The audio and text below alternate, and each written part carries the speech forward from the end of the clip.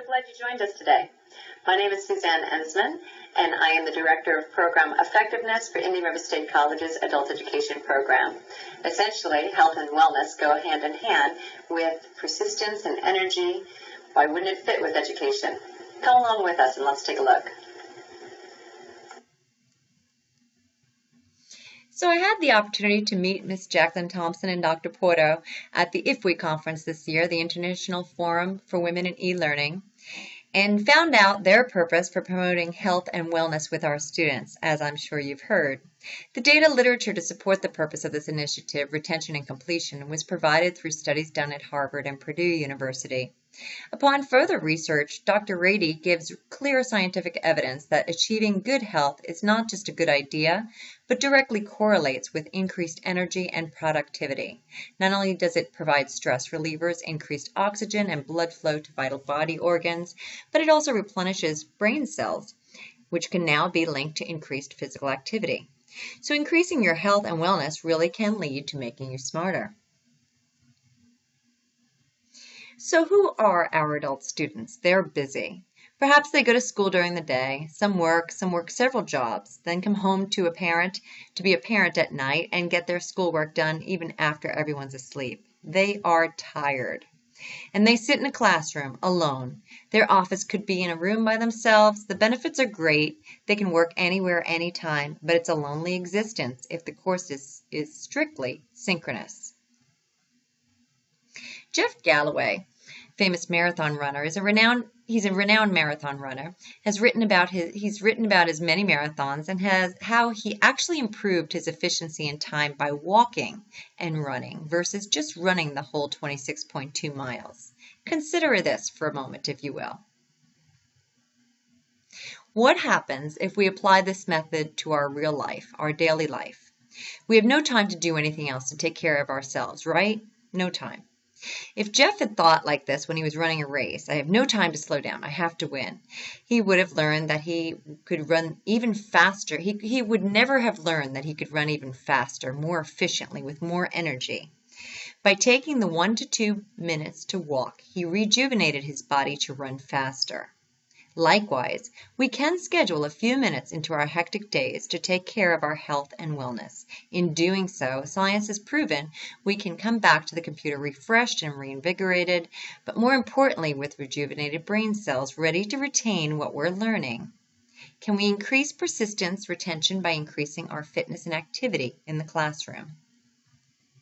Well, can we increase persistence and retention in the classroom by increasing our fitness and activity? Well, in the IFWE presentation, Purdue provided data to prove students scored higher with more exercise. Dr. Rady gives us scientific reasons why. Galloway, a marathon runner, proved he can run faster by slowing down at times. Let's use a local example to see if it's really possible. 40 years old, working full-time, active mom of two boys, taking classes online through Indiana University for my master's degree. I ran my first marathon. It's possible.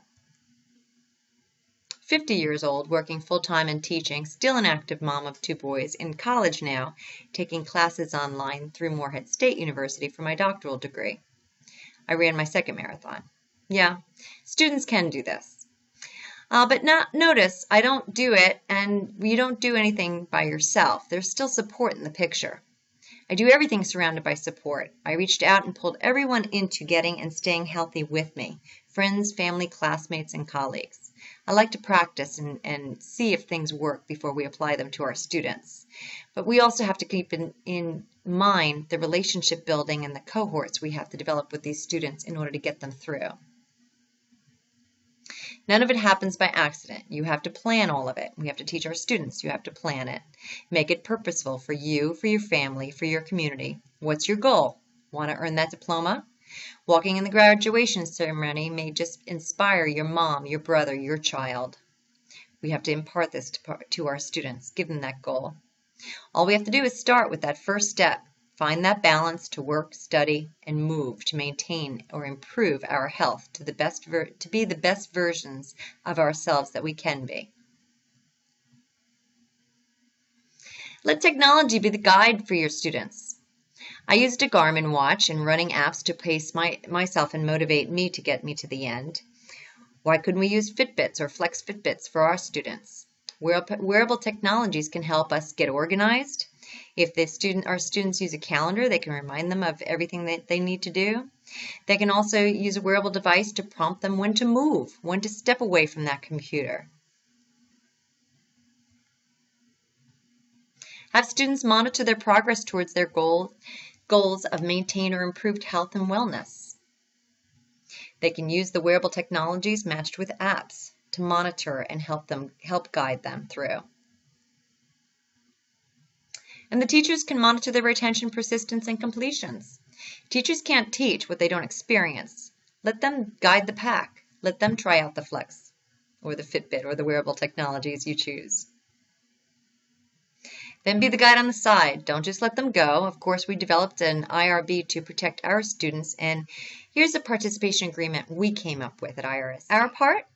We would loan the students the Flex wristband or the wearable technology. We would provide them with a Get Fit to Persist orientation to show them how to get started.